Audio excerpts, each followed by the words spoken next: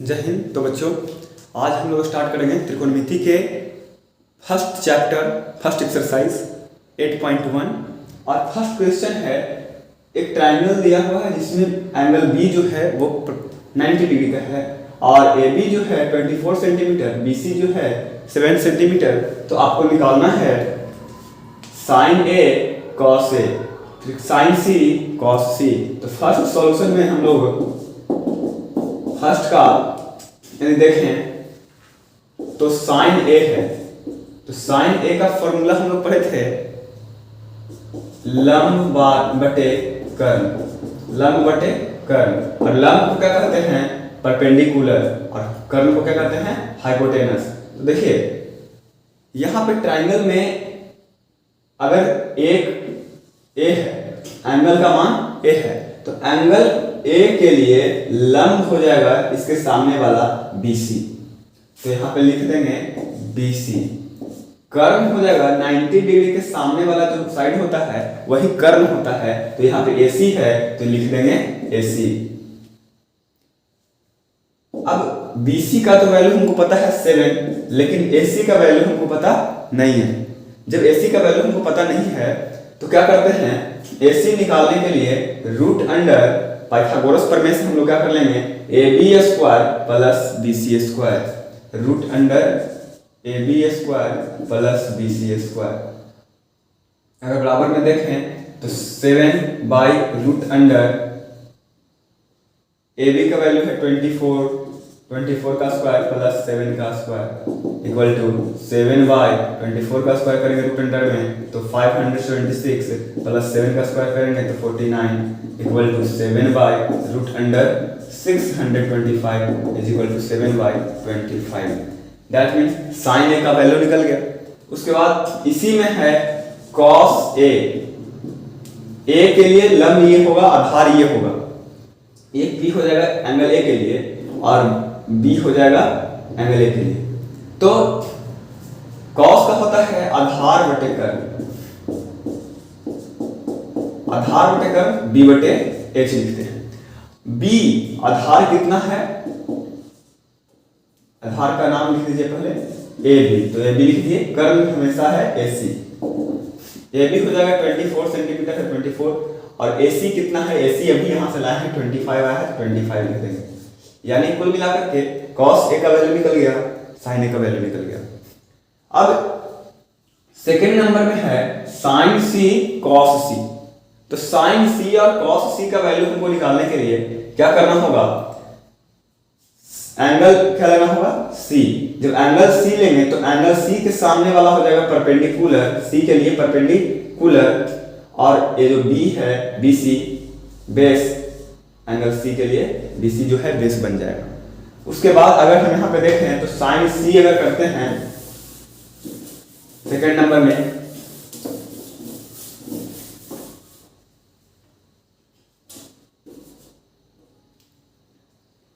Second number में है, second number first question है sin C। sin C है तो sin C के लिए लंब हो जाएगा AB,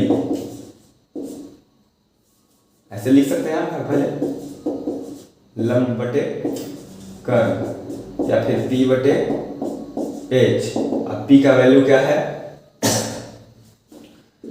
AB और कर्ण का वैल्यू क्या है AC, तो AC लिख देंगे। AB का वैल्यू है 24 और अभी AC का वैल्यू आप लाए थे 25 आ गया। अब sign cos C, cos C है तो आधार बटे कर्ण हो जाएगा B बटे H।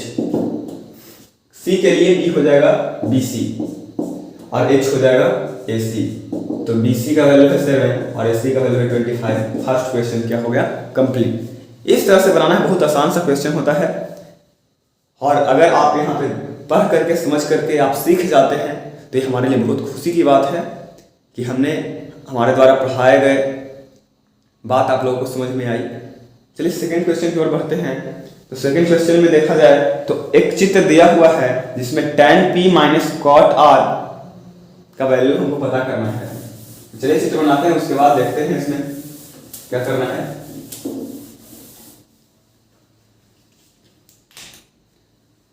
एक चित्र है P Q R, triangle P Q R,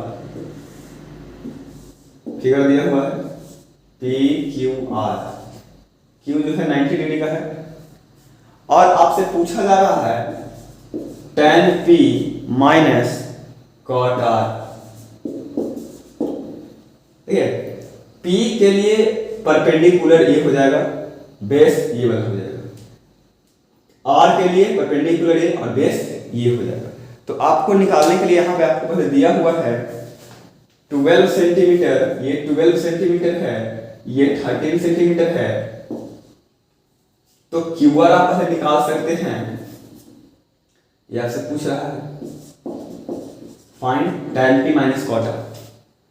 solution में सबसे पहली बात है कि आप क्यू आर क्या कर सकते हैं, निकाल सकते हैं, क्या करके रूट अंडर पी आर का स्क्वायर, पाइथागोरस पढ़ने से पी आर का स्क्वायर माइनस पी क्यू का स्क्वायर बाय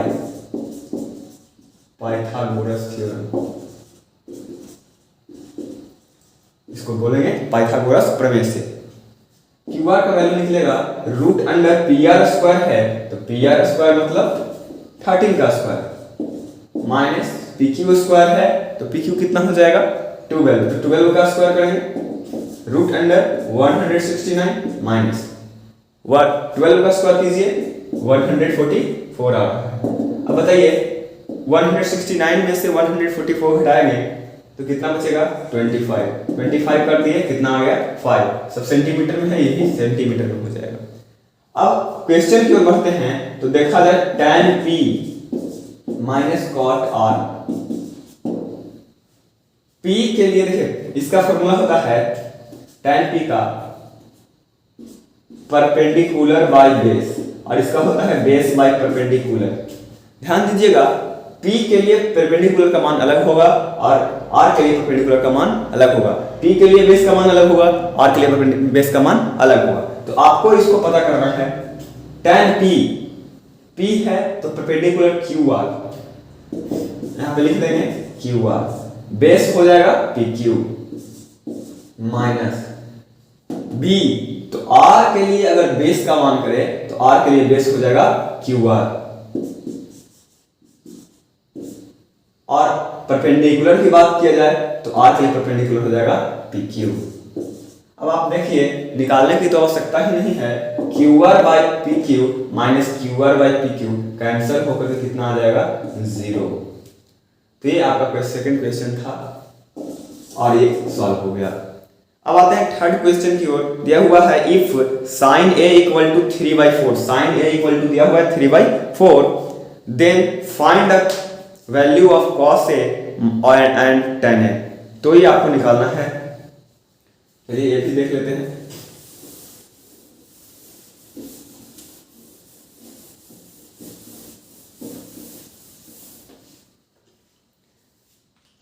आपको दिया हुआ है first sin a equal to 3/4। आप जानते हैं सॉल्यूशन अगर करते हैं हम लोग तो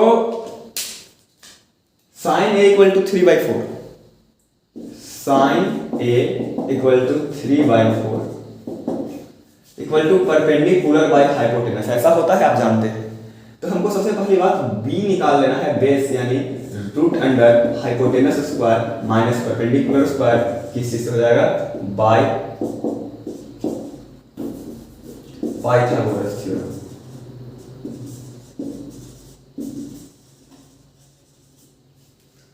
अब बेस का वैल्यू निकालें तो हाइपोटेनस का वैल्यू दिया हुआ है 4 का स्क्वायर माइनस परपेंडिकुलर का स्क्वायर तो 3 का square 16 minus 3 9 equal to root under क्या हो गया 7। आपसे पूछा जा रहा है find the value of cos a, तो cos a का वैल्यू होता है b/h, b that means 7 root under 7 और h में दैट मींस 4। वैल्यू फाइंड हो गया। आगे बढ़ते हैं, देखा जाए तो tan a equal to p/b, p का वैल्यू दिया हुआ है आपको 3 और b का वैल्यू रूट 7। अगर आप चाहें तो क्या कर सकते हैं, डिनोमिनेटर को रेशनलाइज कर सकते हैं, 3√7/7 हो गया। ये आपका थर्ड क्वेश्चन था। फोर्थ क्वेश्चन बढ़े तो इसी तरह का क्वेश्चन है, if 15 cot A equal to 8 then find sin A and sec A।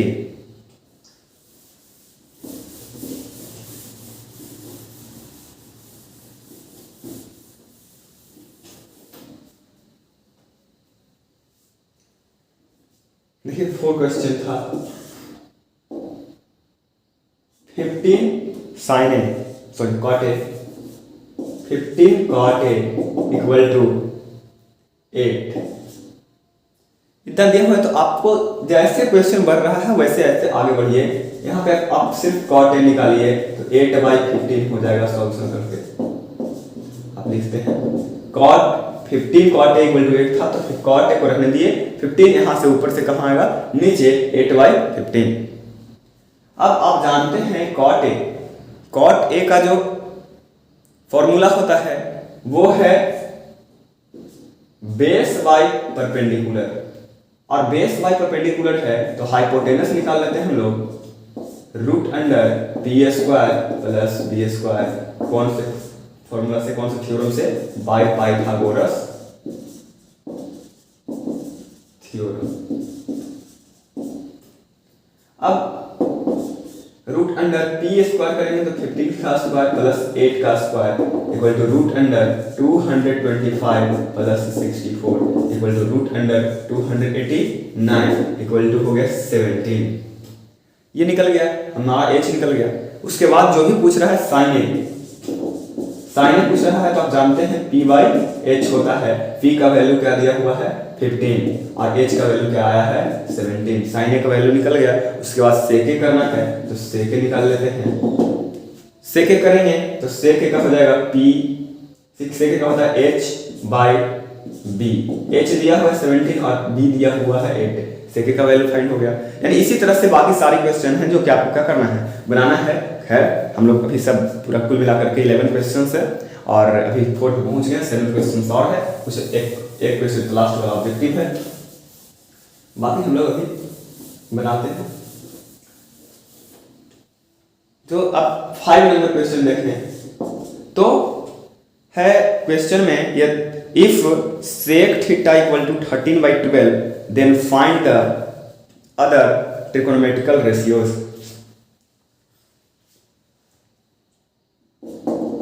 if sec theta equal to 13/12 then find other trigonometrical ratios। Other मतलब sec थीटा को छोड़ के बाकी जितना बच गया वो सब।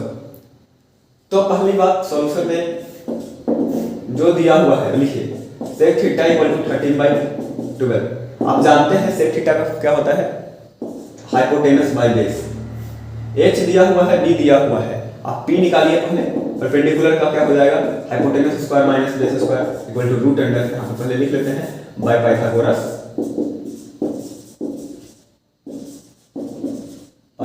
थ्योरम। उसके बाद p इक्वल टू √h² 13 का स्क्वायर, b² 12 का square equal to √25 equal to 5। p का वैल्यू फाइंड हो गया। तो सबसे पहली बात हमें साइन निकाल लेते हैं, sine theta, cos theta, tan theta, cot theta, cos theta. यही 5 बच गया है जो हमें क्या करना है, निकालना है। आप जानते हैं साइन का होता है p/h और इसका होता है b/h और इसका होता है p/b और इसका होता है b/p और इसका होता है h/p। अब देखा जाए तो p/h, p आया है 5, h है 13, b है 12, h है 13, p है 5 और b है 12। यहाँ पे b है 12, h है p है 5 और h है 13, p है 5। तो ये कुल मिलाकर के सारा ट्रिगोनोमेट्रिकल रेशियोज क्या हो गया, निकल गया। अब हम लोग कुल मिलाकर के 5 क्वेश्चन को पढ़ लिए अब बाकी 5 या 6 क्वेश्चन और बचा हुआ है जो हम लोग कल के वीडियोज में पढ़ेंगे। आज के लिए इतना ही। बने रहिए freecoaching.com के साथ। जय हिंद।